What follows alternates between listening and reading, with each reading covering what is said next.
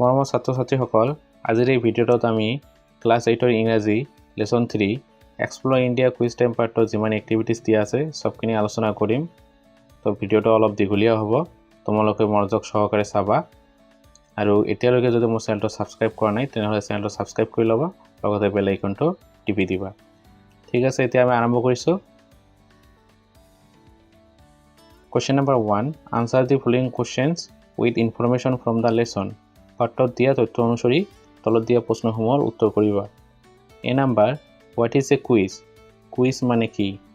Answer, a quiz is a form of game or competition in which someone tests our knowledge by asking questions. Quiz হৈছে এক ধৰণৰ খেল বা প্ৰতিযোগিতা য'ত কোনোবাই জ্ঞানক পৰীক্ষা কৰে by asking questions, বিভিন্ন ধৰণৰ প্ৰশ্ন সুধি। বুজিব পাৰিলে কুইজ কি? কুইজ হৈছে এক ধৰণৰ খেল বা প্ৰতিযোগিতা য'ত কোনোবাই আমাৰ জ্ঞানৰ পৰীক্ষা কৰে বিভিন্ন ধৰণৰ প্ৰশ্ন কৰি। B number, how many teams participated in the quiz program for the selection phase? Selection phaseৰ কাৰণে কিমানটা স্কুলৰ দলে কুইজ অনুষ্ঠানত অংশগ্ৰহণ কৰিছিল? পাৰ্টিসিপেট মানে হৈছে অংশগ্ৰহণ কৰা। Answer, 5 school teams participated in the quiz program for the selection phase. Selection phaseৰ কাৰণে 5টা স্কুলৰ দলে কি কৰিছিল? কুইজ অনুষ্ঠানটোত অংশগ্ৰহণ কৰিছিল। Question number 3. Who was the quiz master? Quiz master কোন আছিল? Answer, Mr. P.K. Barua was the quiz master. Mr. P.K. Barua কি আছিল? quiz master আছিল। Question number D. What were the rules of the quiz as announced by Scholar Aparna? Scholar Aparnai ঘোষণা কৰা মতে কুইজৰ নিয়মবিলাক কি আছিল? Rules মানে হৈছে নিয়ম। Answer, the rules of the quiz were, কুইজৰ নিয়মবিলাক আছিল Number 1. There will be 5 rounds in total. তাত মুঠতে 5টা ৰাউণ্ড থাকিব। 2 number, in each round, each team will get at least one direct question.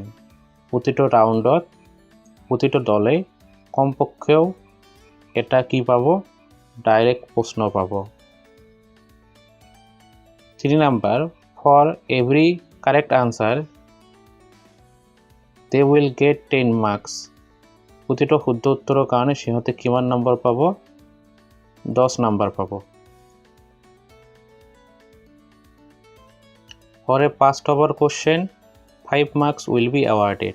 আৰু এটা পাছ ওভাৰ প্ৰশ্নৰ কাৰণে কিমান পাব? 5 নম্বৰ লাভ কৰিব।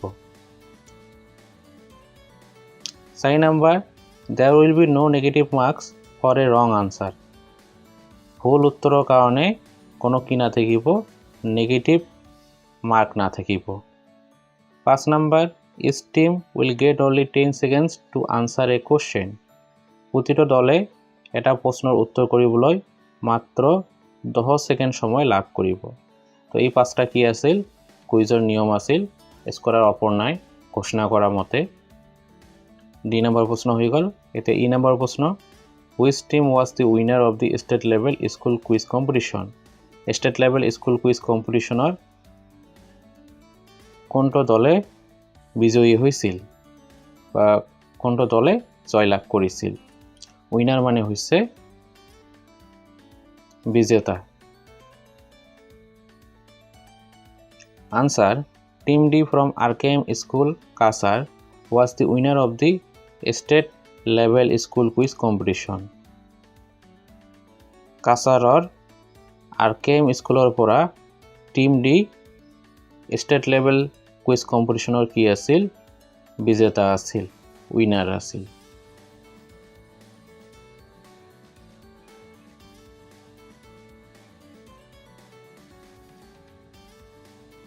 এতিয়া question number 2. How well do you know your country? Complete the following sentences. They are from the lesson and are about our country. তোমালোকে নিজৰ দেশ সম্পৰ্কে কিমান জ্ঞাত, কিমান জানা? তলত কিছুমান বাক্য দিয়া হৈছে, সেইবিলাক পাঠৰ পৰা তুলি দিয়া হৈছে আৰু আমাৰ দেশ সম্পৰ্কে হয়। A number কি দিয়া আছে ancient name of Assam was Kamrup. It was also known as dash. অসমৰ পুৰণি নাম কি আছিল কামৰূপ আছিল ইয়াৰ আৰু এটা পুৰণি নাম আছিল সেটো কি Pragjyotishpur B number Sukapa established the Ahom kingdom in Assam in the year dash. Sukapai অসমত কিমান চনত আহোম ৰাজত্ব স্থাপন কৰিছিল প্ৰতিষ্ঠা কৰিছিল এটা হৈছে 1228 AD 1228 খ্ৰীষ্টাব্দত চুকাপাই কি কৰিছিল অসমত আহোম ৰাজত্ব প্ৰতিষ্ঠা কৰিছিল C number dash does not share its border with Assam. অসমৰ লগত কাৰ কি নাই সীমা নাই বৰ্ডাৰ নাই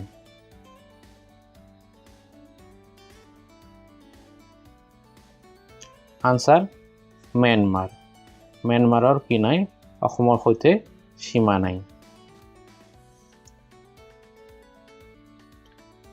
D number the colors of our tricolor national flag are dash dash আমাৰ তিনি ৰঙিয়া ৰাষ্ট্ৰীয় পতাকাখনৰ ৰংবিলাক কি answer saffron white and green ৰং তিনিটা কি কি এটা হৈছে saffron গেৰুৱা ৰং এটা হৈছে বগা ৰং আৰু এটা হৈছে সেউজীয়া ৰং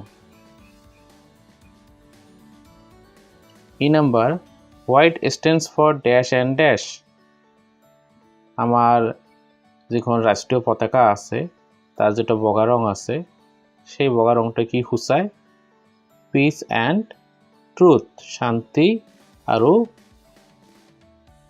সত্যৰ প্ৰতীক F number Mahatma Gandhi was born in dash in the state of dash Mahatma Gandhiৰ কোন ৰাজ্যৰ কোন ঠাইত জন্মগ্ৰহণ হৈছিল জন্মগ্ৰহণ কৰিছিল আনসাৰ কি হ'ব পোৰবন্দৰ গুজৰাট মহাত্মা গান্ধীয়ে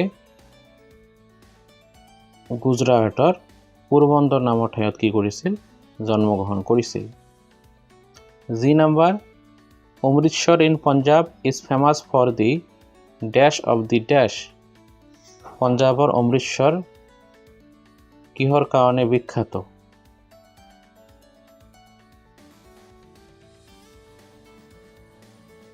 আনসাৰ গোল্ডেন টেম্পল শিখস পঞ্জাবৰ যেটা অমৃতসৰ ঠাই আছে সেই ঠাইখন শিখ সকলৰ গোল্ডেন টেম্পল নামৰ মন্দিৰটোৰ কাৰণে বিখ্যাত H number the largest population of Indian rhino can be seen in dash ভাৰতীয় ৰাইনৰ সবতকৈ বেছি পপুলেশন কত পোৱা যায় কত আছে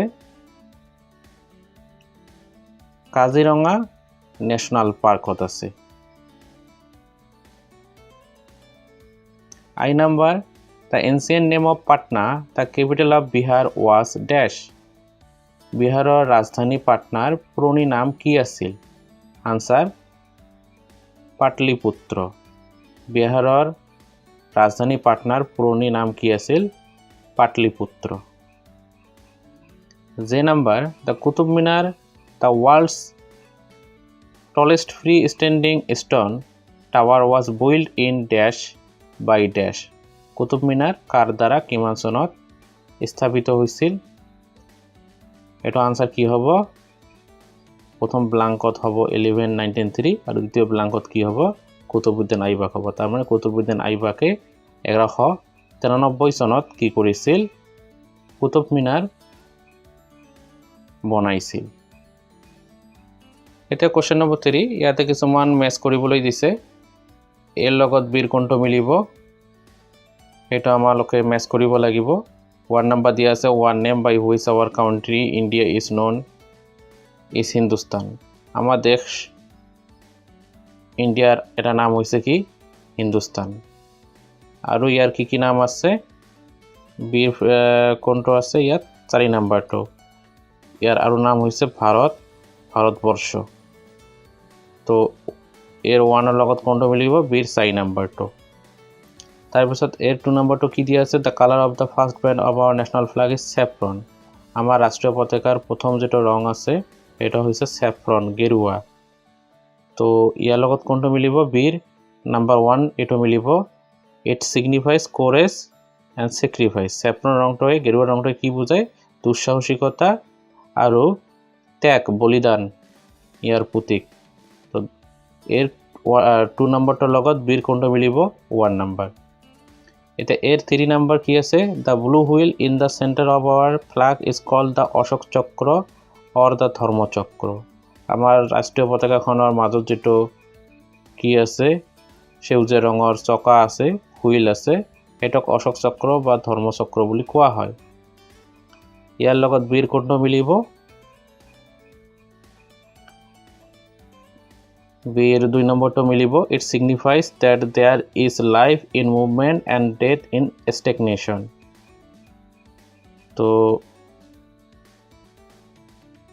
ধর্মচক্র অশোক চক্র এটার লগত কোনটো মিলিব এইটো মিলিব it signifies that there is a life in movement and stagnation তো এটার লগত কোনটো মিলিব এইটো তারপর 4 নম্বৰ কি আছে শাহজাহান বুইল দ্য তাজমহল শাহজাহানে তাজমহল বনাইছিল ইয়াৰ লগত কোনটো মিলিব বিৰ 5 নম্বৰটো মিলিব it was in the memory of his wife Mumtaz মহলৰ স্মৃতিত কি কৰা হৈছিল তাজমহলটো বনোৱা হৈছিল শাহজাহানে তেওঁৰ পত্নী মমতাজ মহলৰ স্মৃতিত কি বনাইছিল তাজমহলটো বনাইছিল তো 4 নম্বৰটোৰ লগত কোনটো মিলিব বিৰ 5 নম্বৰটো মিলিব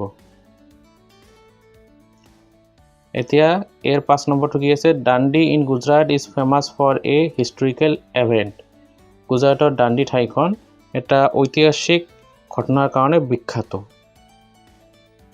ইয়াৰ লগত কোনটো মিলিব বিৰ 3 নম্বৰটো Gandhiji salt march started here in 1930 1930 চনত গান্ধীজিয়ে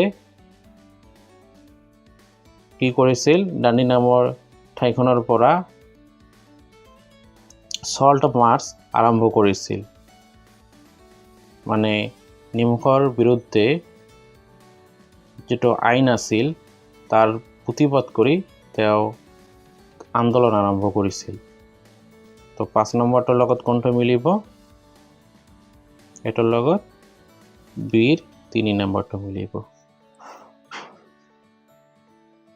তোমালোকৰ সুবিধাৰ কাৰণে উত্তৰ কইটা মই একেলগে ইয়াতে দি দিলো তোমালোকে চাই লবা ইয়াতে দিয়া আছে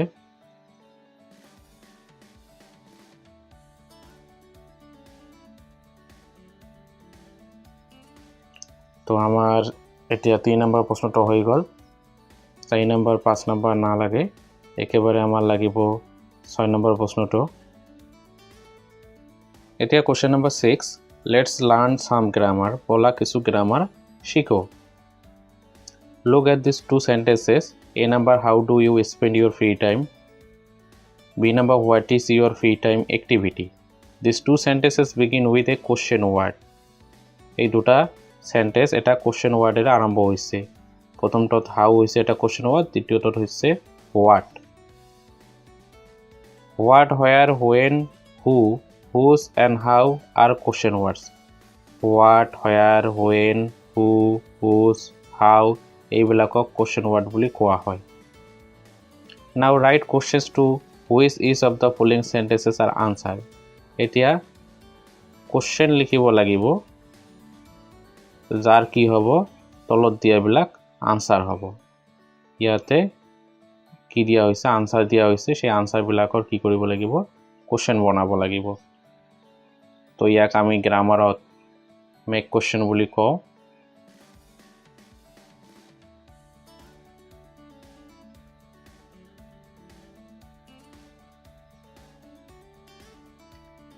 ইয়াতে এৰ পৰা জিলৈকে 8টা আনসাৰ দিয়া হৈছে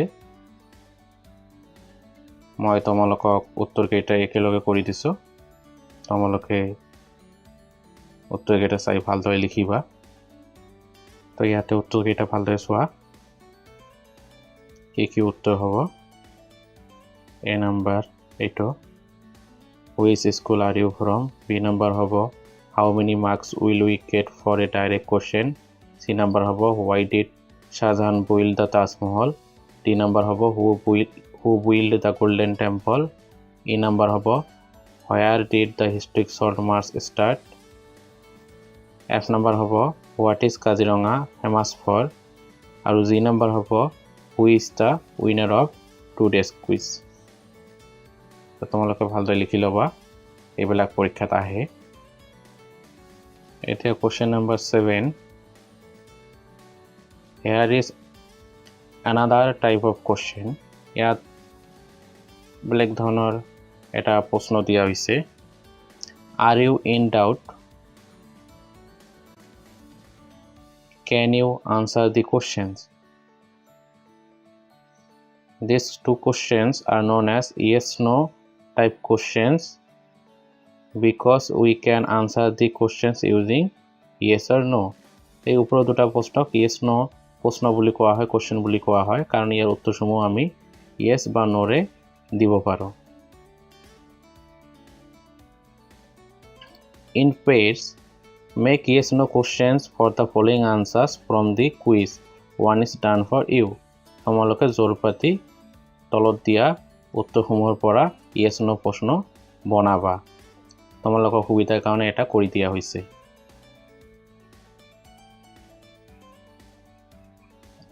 তো ইয়াতে তোমালোকে চাই লোৱা A number are you representing the east zone answer yes we are representing the east zone ইয়াতে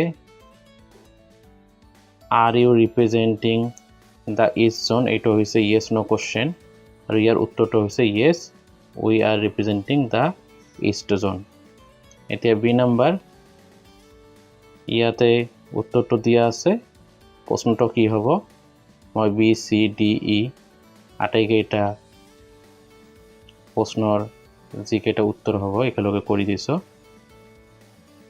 তোমালোকে চাই লোৱা বি প্ৰশ্নটোৰ উত্তৰ কি হ'ব মানে yes no question কি হ'ব এটা হ'ব is the Tezpur Academy in Sonitpur